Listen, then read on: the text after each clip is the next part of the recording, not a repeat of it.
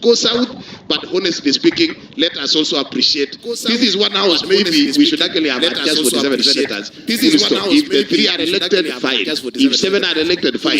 But now that the nominated are in there, I think the place of elected senator must be respected, so that then a lot of these things can fall into place. Asante sana. So that then a lot of these things can fall into place. Thank you. I'll run through very quickly. Number one, I think the problems that Senate is facing today, as Senator Mungatana has said, is the creation of the National Assembly then. Because, as he said, even Wotangula actually confessed, and he said he never thought that he was going to be, because, as he said, that is why they actually established constitutions the way it is. Number two, there are people who are saying, what is the role of the senator? I think you are asking the wrong question. What were you campaigning for? What were you elected for? Those are the questions you need to ask ourselves. Anyway, on Auditor General Senator Sang, what the Senate has done, actually, we said that the county assemblies should look at the auditor reports first. Number two, we invited them to Public Accounts Committee so that the matters that are actually settled at the county assembly level, we should not go over it. But the other challenge is, you guys, you don't want active Public Accounts Committee in the assemblies. That is where there is a challenge. Number two, them with so many things that they are not active and they are not looking even at Auditor General's report. That is where there is a challenge. If you can assist Senate, you have an active Public Accounts Committee in the Assembly. Yeah? And I'm sure you're not ready to do that. And then they come and sit with us at the national level. That will simplify everything. Number two, as my colleague said, county assembly cannot summon a governor. They can only deal with CEC. They can only deal with chief officers. So that is where there is a challenge. You need to help us also at your level. Our problems can only be solved if this Senate is independent of the National Assembly. Why I'm saying this? Because PAC is the one actually that is dealing with all the matters of both houses.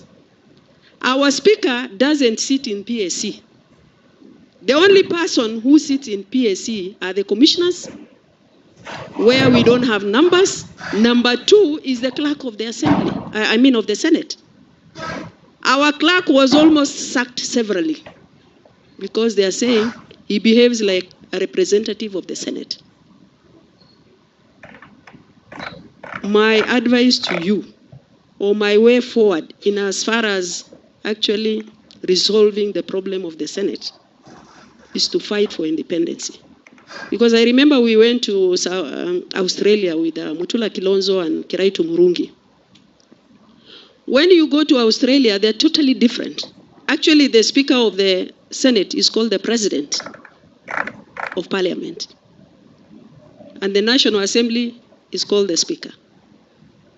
So it's us to fight actually for that independence. Unless we get that independence, we are zero.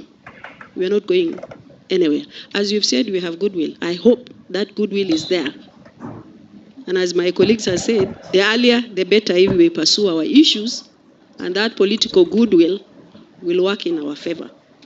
Now, let me actually, what Senator Ojenda has said. In the last case we had, the one of 28 cases, we were unable actually to procure the service of lawyers. We were frustrated. And we are grateful at the as the third Senate. Senator Mutula Kilonzo, James Orengo, Senator Omgeni, I don't know either, Faki. Those are the senators who volunteered to take up that matter in court.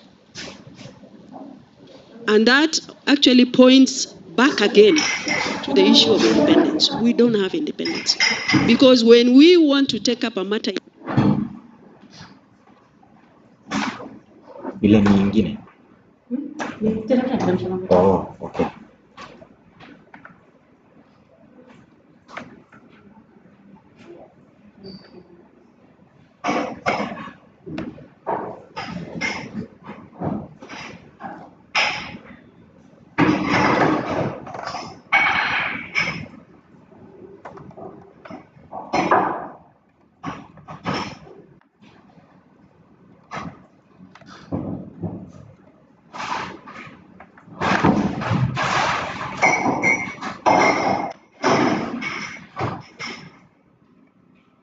Two-term experience. As a Senate, we should get experts who can be able to advise us how we are going to carry out our oversight role. Number two, the formula that can be used to share that money. But if we bring it to the floor of the House, tutatandikana mpaka 2027 ifike. So that is my advice. Issues of nominated or elected. My friend, You were there. I was there. Yeah. Yeah? It's going to be very difficult. Thank you. Because I remember in the last Senate, there's a procedure where if I'm elected, I'm not in the House, a member of delegated can actually vote on my behalf.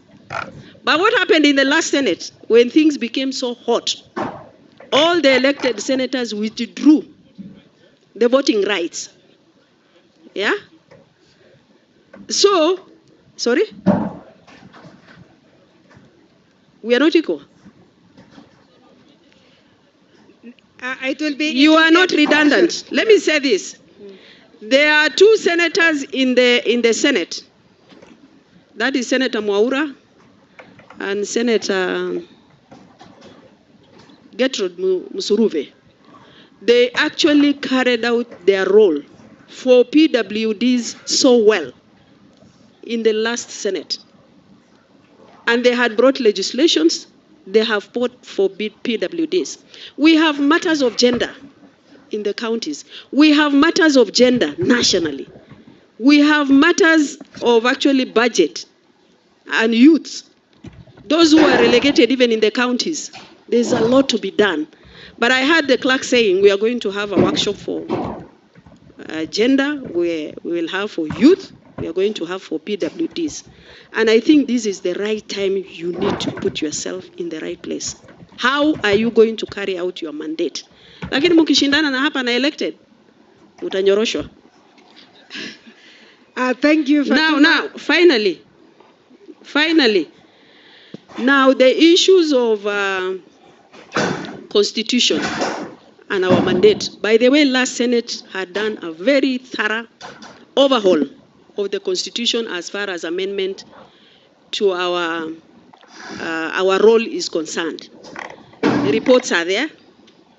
We have even taken to BBI when the committee was meeting. They threw it through the window. So we have everything on matters actually strengthening this Senate.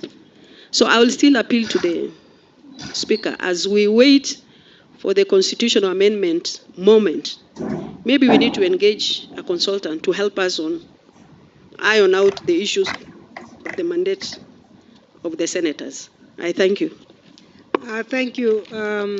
At some point, Fatuma would have to come back and talk about oversight. We went to Sri Lanka for a conference with Fatuma and Senator Kio Wambua on the issues of oversight in Senates. And I think there was a presentation from Italy that was really excellent.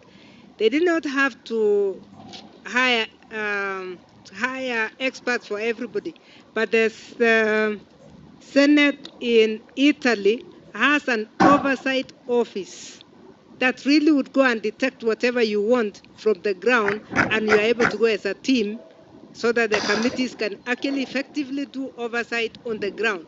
I think this is a conversation that we need to continue. Yes. From CIDB to everything. Thank you. Last, Conrad. Thank you very much. I think a lot of contributions were just comments and a few questions. So I'll just respond to three issues. The first is on the oversight funds. A lot has been said, but I would also suggest that we look at the CDF judgment that came out of the Supreme Court. Actually, the Supreme Court was very detailed and very explicit on CDF and those types of funds, including the Affirmative Action Fund. And they gave a lot of direction on how those funds should be structured. Otherwise, they risk being unconstitutional based on that judgment. Actually, the court ruled in a way, because the CDF issue had been in court for all the years, I think they decided to rule with some finality on CDF and even on the oversight fund that we are discussing. They gave some very clear direction that should be taken into mind with regard to structuring those funds. The other issue is there an international best practice for Senate? Actually, the upper houses, even as Honorable Kamar has just mentioned, their mode of composition, their nature of power is so varied, such that we just need to find our space as the Kenyan Senate and enhance it from that perspective. For instance, in Canada, the Prime Minister actually appoints senators. They are not elected. In South Africa, the National Council of Provinces is composed of representatives from parliament assemblies. And sorry to say, they are very politically weak because they come from the provincial administration. I think the Kenyan Senate is quite strong because it has elected members, and they can actually politically stand up at the national level. And so maybe it's just to look at and deeply understand our current roles and then enhance them. My last point on rejigging the role of the Senate. I know a lot has been achieved over the last 10 years, but as Senator Cheptumo mentioned, let's look at oversight and what we need to do, then have a detailed reflection and plan way forward. Same to legislation and same to representation of counties and county governments. If we have a detailed reflection and plan over this term of the Fourth Senate even, and some outcomes, then you are able to have a focused way of doing it. And I want to reiterate one point. We are talking about capacity of senators to oversight. I think, for instance, I'm just mentioning as an example, the Senate Liaison Office can actually bring in development partners interested in the success of the Senate and do the oversight activities that we are talking about. So be creative within the limitations that we have as the Senate in order to achieve those outcomes and build the capacity of individual senators and the whole House to carry its role. Thank you very much. Thank you. Can we have an applause for all of them, please? Want to thank you most sincerely. You have done a great job. I want to inform the nominated senators that I'm also nominated, and we're going to sit down and we'll have our agenda set out. Clark, the sooner the better for us to have our workshop. We'll be having Dulo to talk to us now about what it means to be nominated. I started from elected, I'm going there. So we are going to have a very good time. Honorable Speaker, we want to thank you. Everybody has been very attentive. I want to thank everybody. The next session is a continuation of this. It will be a very brief one because we'll have a very important presentation on performance, how we can perform as senators, and thereafter then we move to the Parliamentary Service Commission, and I think we are hoping to have Commissioner Shaban here. So it will be a very quick afternoon because the third session is just the do's and the don'ts, the things that exist. It has no debate. But the second one will be a continuation of this discussion. May I thank you most sincerely for being very attentive. We are going to have lunch, and I beg that we have lunch for 45 minutes. My watch is a little bit wrong, so 45 minutes brings us here at 3:30. Please, 3:30. Our lunch is to the right. It is all set, ready. Thank you very much. Can the host, Senator, pray for our lunch? Host, Senator.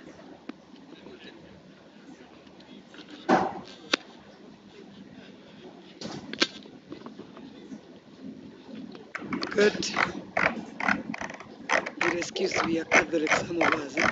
In the name of the Father, and of the Son, and the Holy Spirit, bless us, O Lord, and this gift which you are about to receive from your goodness.